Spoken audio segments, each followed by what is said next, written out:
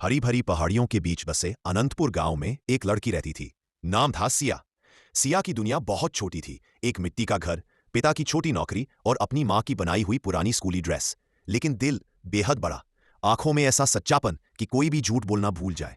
सब कहते आजकल ऐसी लड़कियां कहां मिलती हैं, बहुत मासूम है। पर दुनिया मासूमियत की कीमत नहीं समझती। कुछ लोग उसे बेवकूफ तक कह देते थे। सिया बस मुस्कुरा देती।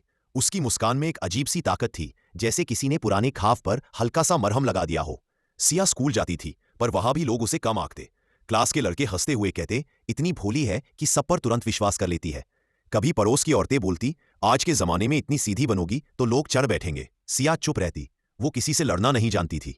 माँ हमेशा कहती थी, जिसके दिल में साफ नीयत होती है वो लड़ता नहीं, जीतता है। लेकिन उस समय सिया को ये बात समझ नहीं आती थी। एक दिन खबर फैली, गांव में एक बड़ा विकास प्रोजेक्ट आने वाला है।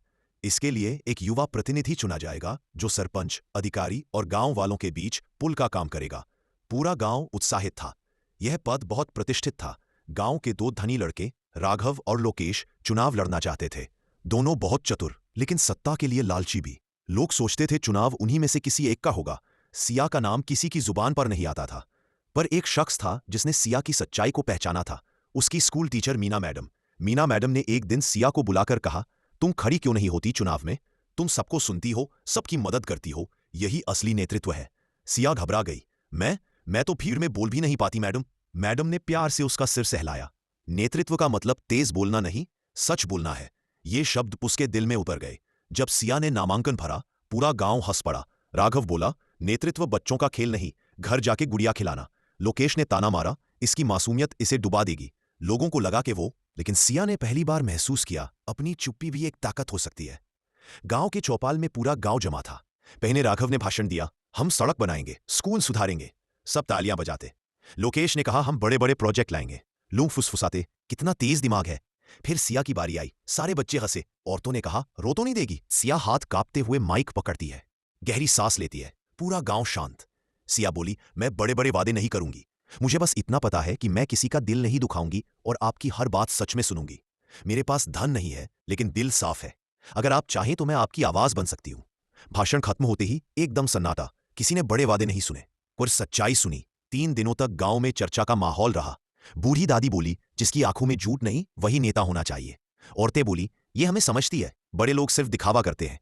बच्चे कहते, दीदी हमारी स्कूल की हालत सुधार देगी। लोगों की आंखों में राघव और लोकेश ने खूब पैसे खर्च किए। मोटर, कपड़े, मिठाइयां बांटी।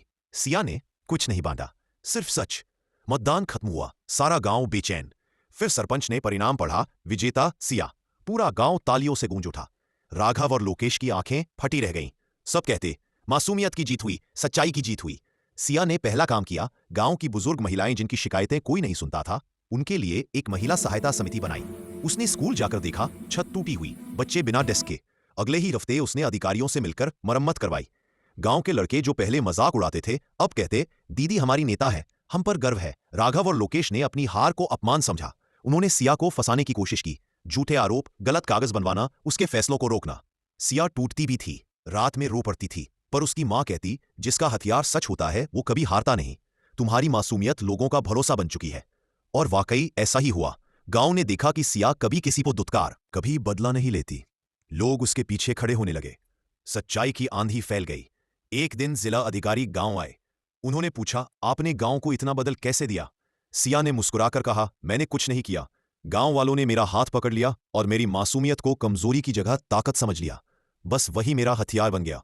अधिकारी प्रभावित हुए और सिया को जिला युवा आइकन का पुरस्कार मिला। पूरा गांव उसे कंधों पर उठा ले गया। वो लड़की जिसे कभी लोग चिढ़ाते थे, जिसे कमजोर कहते थे, आज वही गांव का गर्व बन चुकी थी।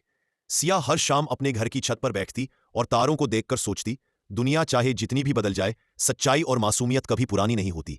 ये लड़ने का हथियार नहीं, दिल जीतने की ताकत है। उसकी मुस्कान हल्की थी, पर अब उसमें आत्मविश्वास का चमक था। वो जान चुकी थी, मासूम होना कमजोरी नहीं, एक ऐसी शक्ति है जो दिलों को बदल देती है।